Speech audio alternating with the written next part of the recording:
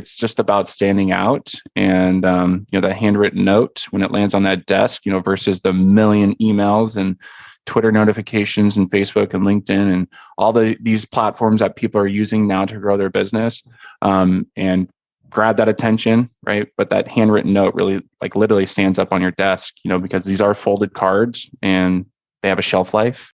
Welcome to the How to Scale Commercial Real Estate Show. Whether you are an active or passive investor, we'll teach you how to scale your real estate investing business into something big.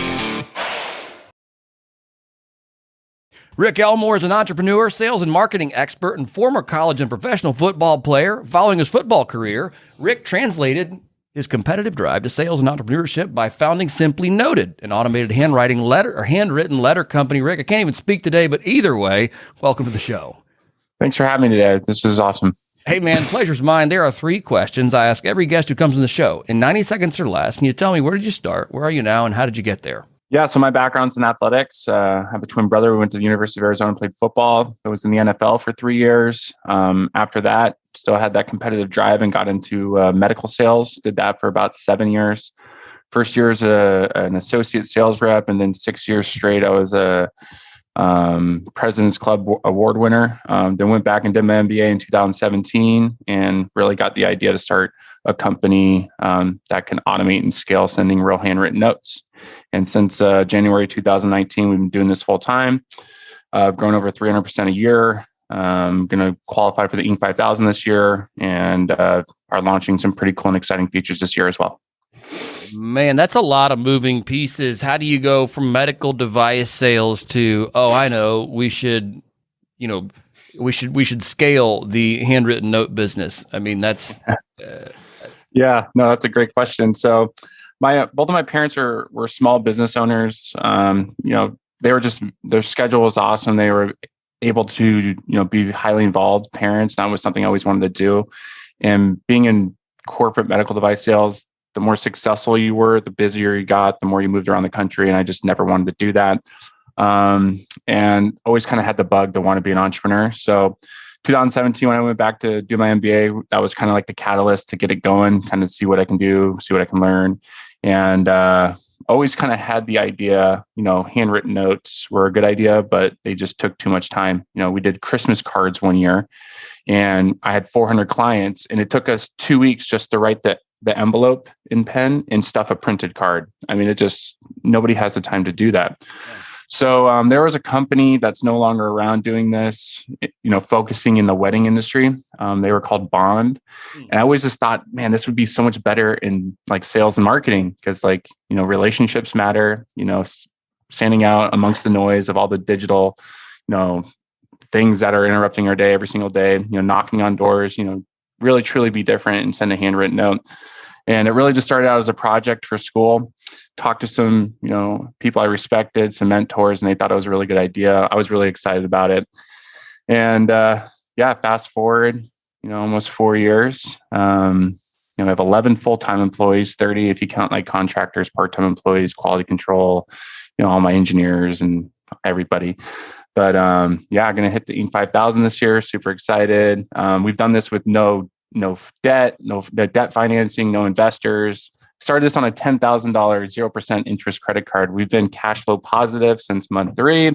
So basically, I took everything that I was good at in the past, being hyper competitive, super driven, super motivated, self-starter, athlete, what I learned in sales and medical devices, Stryker and Strawman, and really just put it to work here. And it's worked out pretty well. Man, that's awesome. In order to be cash flow positive, you have to have sales.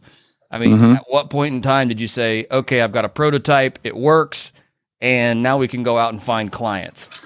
Yeah, so I started researching this in 2017, really started messing around with some stuff in 2018. But, with my background, how driven I was, when I took that leap of faith, January of 2019, I have a family, I have kids, failure was not an option. So, getting creative and finding ways to fill that bucket every single month and make sure that we had money to pay our bills and grow was the only option. And I think when you burn your boats and you don't have anybody there to have a backup plan and support you, you figure it out. And I was the type of guy that was going to figure it out. And yeah. Man, that's awesome. Very, very cool. Let's talk a little bit about, kind of the use cases for sending handwritten letters. I mean, there are, I can imagine anywhere in real estate, even in commercial real estate, there are reasons to send handwritten letters. What are some use cases you guys are seeing right now in the CRE space?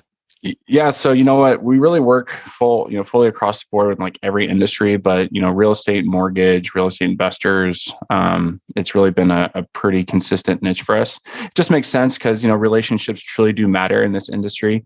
Really, when we're working with like the agency or the agent and the agency level, they're just automating, sending like thank you cards or anniversary cards or birthday cards, asking for a referral. So usually the agency will touch them 3 or 4 times a year, and all that's usually automated through like a Zapier integration and Integromat and API integration into like the agency's software, or even just agents go on our website and just send a few cards. But on like the investor side, man, we've seen some pretty creative lists that people pulled. They're using, I think it's called PropStream. Yeah, PropStream and Property Radar. They go on there, find these lists: absentee, divorce, expired listings. I mean, there's tons and tons and tons of lists on there that you can build: bankruptcy, probate.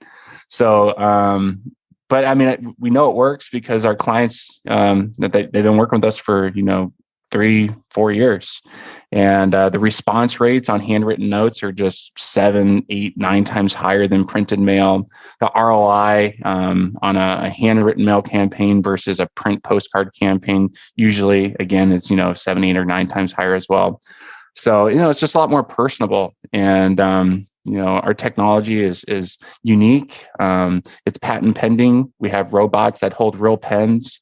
We've developed this ourselves in-house. They write real handwritten notes, completely personalized. Yeah, I mean, I can talk all day on how people can use this, but yeah, that's just like a quick high-level overview. Right. I wonder, there's like you said on the agency side, like thinking more, thank you notes, birthday cards, the kind of the more simple stuff. But I wonder when it comes to, especially, for us as investors, acquiring off-market leads, not just not on the residential side, but on the commercial side. Like, do you see people using this in mass, even on the commercial side, when they are, bringing a list to you and saying, "Hey, man, we want to go." Yeah. So it was hard, like during COVID, because a lot of our investors didn't think that they were in office. But since like the COVID thing kind of slowed down, we've seen a lot of our commercial agents pick it back up. But really, it's just about standing out, and the handwritten note when it lands on that desk, versus the million emails and Twitter notifications and Facebook and LinkedIn and all these platforms that people are using now to grow their business, and grab that attention, right? But that handwritten note really, like, literally stands up on your desk, because these are folded cards and they have a shelf life, right? Like, people are going to read them. They're going to leave them there. They're going to last sometimes for days, weeks, or even months. We have some pretty cool use cases in like the home service industry, but I know it's completely different. But literally, like, we've seen customers have clients who like put these up like on their bookshelf or a fridge and come back a few months later and it's still there. So it's just a cool, impactful and powerful, marketing tool that, gets the job done. Right. What are some mistakes that you see people doing when it comes to direct mail? So we have people, like, I'm literally working with a real estate investor in New York right now. They want to do we recommend, like, shorter is better, get to the point, 30, 40, 50 words, right? Make an introduction, call to action, make an ask who you are, what you can do, ask them to lunch, or give me a call, or something very straightforward. Because people's attention spans are so short nowadays. And we're working with an investor right now, and maybe they know something we don't know, but he wants to write a 250 word, message. And it's just like, this person you don't know, do you think they're going to sit down and spend 5 minutes reading like this card? But like, they're just so like, it's more expensive to write longer too. It's just like, nope, this is what we want, just do it. And we're just like, all right, fine, we'll do it. But yeah, I think mistakes really is, inundating your client with too much information. Really, it's building that relationship, earning their trust, Just standing out and being different is usually what we recommend.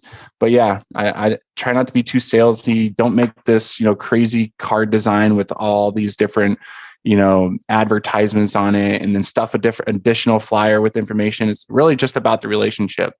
And relationships go back, since the beginning of time of business. The deeper, the stronger, the more loyal the relationship, the more your business is going to grow. And that's what we preach over here. It's relationship first, relationship second, relationship third. Like, that's your main priority. The ROI will come no matter what. It'll actually 10x, because you're going to have a loyal client. They're going to refer more clients. Like, they're going to do more business with you, get you more business. So that's what we're preaching over here all the time. Man, that's really good. I like that. I like your keep it. What'd you say? 40 words.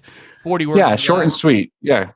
40, 50 words. Keep it short and sweet. Respect their time, right? Don't disrespect their time. Right. Man, that's cool. I love that. Let's talk a little bit about your business itself. We talked about a book here back on my shelf here before we kick this off called Built to Sell by John Warlow. I think that's how you pronounce his name. Maybe I butchered it. Not quite sure. But either way, it was an impactful book for me, going on 11 years ago when I sold a business. And we started talking about some of the nuances in that book. Tell me, what's it been like scaling your business, in-house? What are some things you've done right? What are some things maybe you've done wrong? And then how can I learn from you on that?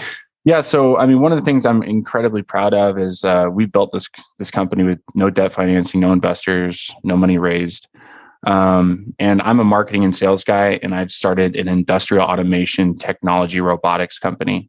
So being able to do that and be growing and hitting, the list that we're hitting this year, I'm incredibly proud of. But something, a big takeaway that, I recommend anybody who's in business, regardless, being an entrepreneur, because even if you're in sales, you're kind of running your own territory, your own business.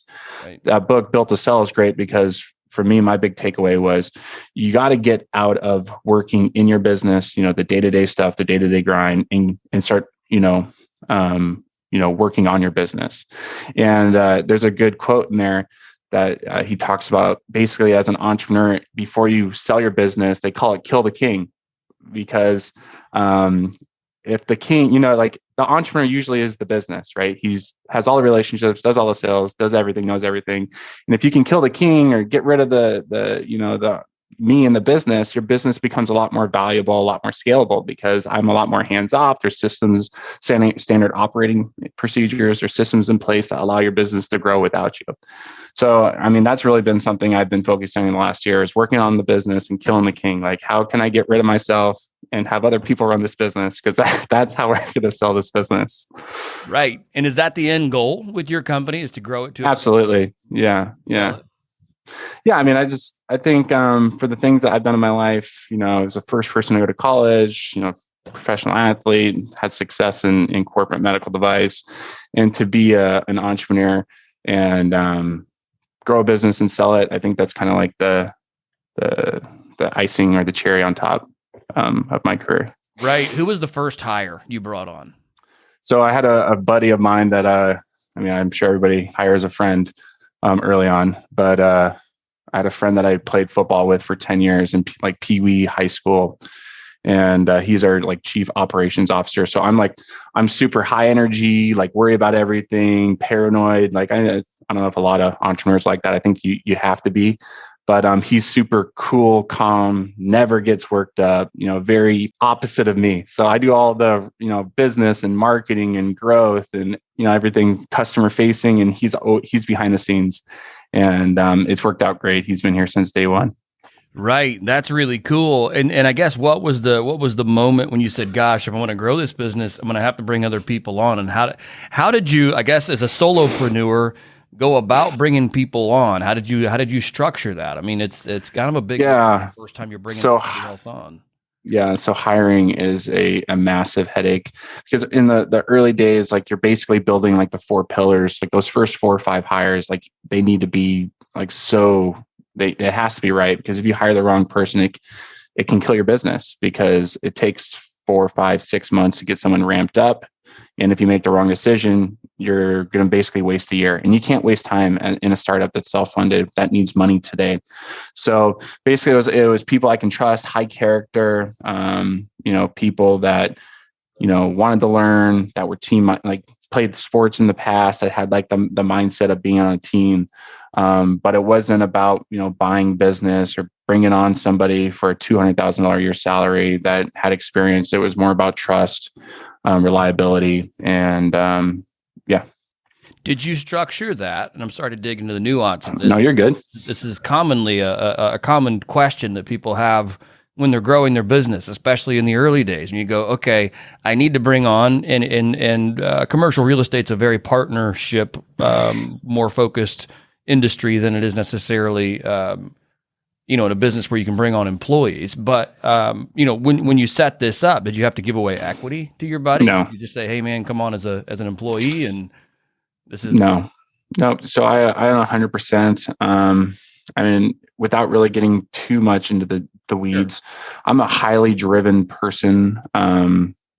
That, I would say, I'm a highly driven person that gets things done. I call myself a jack of all trades and a master of getting things done. I don't think I'm a master of anything, but I know how to do a lot, and I know how to get a job done. Right. And I don't really rely on people, to get anything done for me. I'm a huge self-starter. That was one of the things that both of my prior managers loved. They didn't have to micromanage me.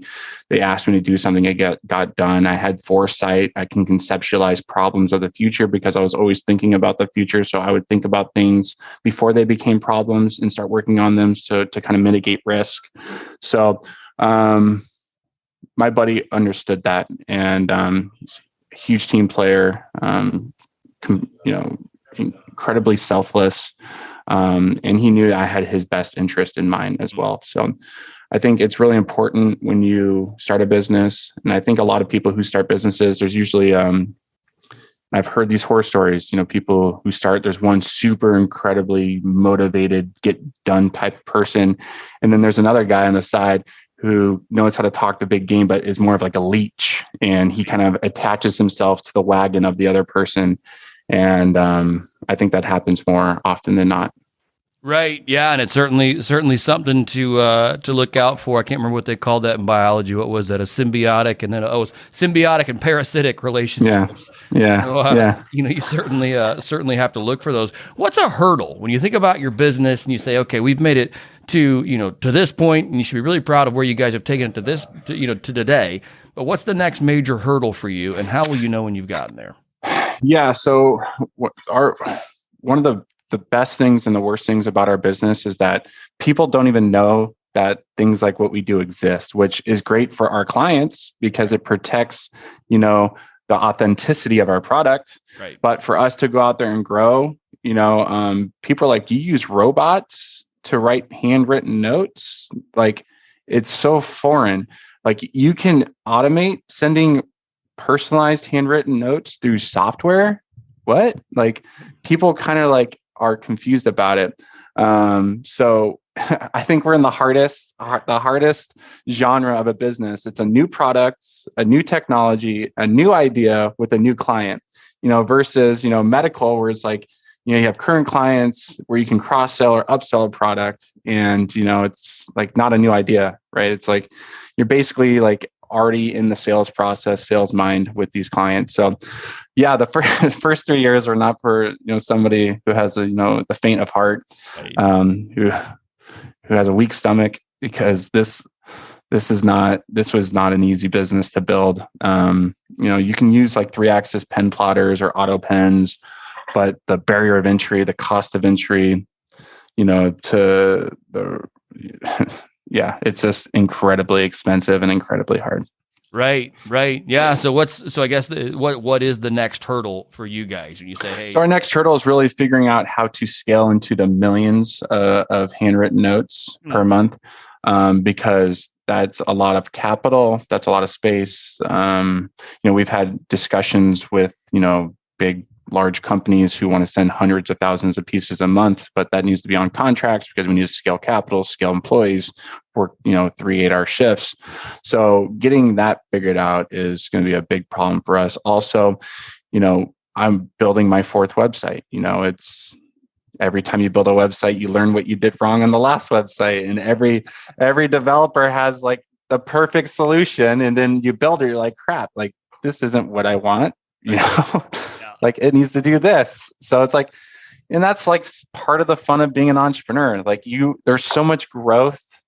And I tell anybody who asks me about what it's like to run a business, if you're an entrepreneur for 5 years, you're gonna learn and grow more than a 20-year career, because they're not going to challenge you. They're not going to force you to problem solve. They're not going to force you to find money and build deep relationship. They're not going to force you to do that. They're going to force you to do the job. They're not going to force you to build the business. So, I would. That's about right, man. And just to know you're in good company, I think all of us experience that with our website. It's like you get it all done, you finally get everything, and then you're like, I really want to just start over. Yeah. It's and it's not always the best thing. but I think you said it though. You said, and I think that's gold, which is like I'm the master of none. I'm not the master of none. I'm just the master of get it done. Yeah. Where it's like done is better than perfect, I think. Yeah. Yep. I love that quote. I hear it in one of there's a song that says right now, is talk to my wife about, like, I feel like I am a jack of all trades and I'm not a master of getting it done. And she just laughs because she agrees. That's awesome, Rick. If our listeners want to learn more about you, Simply Noted, and what it is that you do, how do they do that? Yeah. So our website's just simplynoted.com. You can go and request a free sample kit. We send like a really nice, sample kit with a bunch of stuff in it. But yeah, simplynoted.com. We're on LinkedIn. I'm on LinkedIn all day. It's one of our, most used tools. But simplynoted.com. Just go to the business page. We'll send you a free sample kit, or just reach out to me on LinkedIn. Awesome. Rick, thank you for your time today. I do appreciate it. Thanks for having me.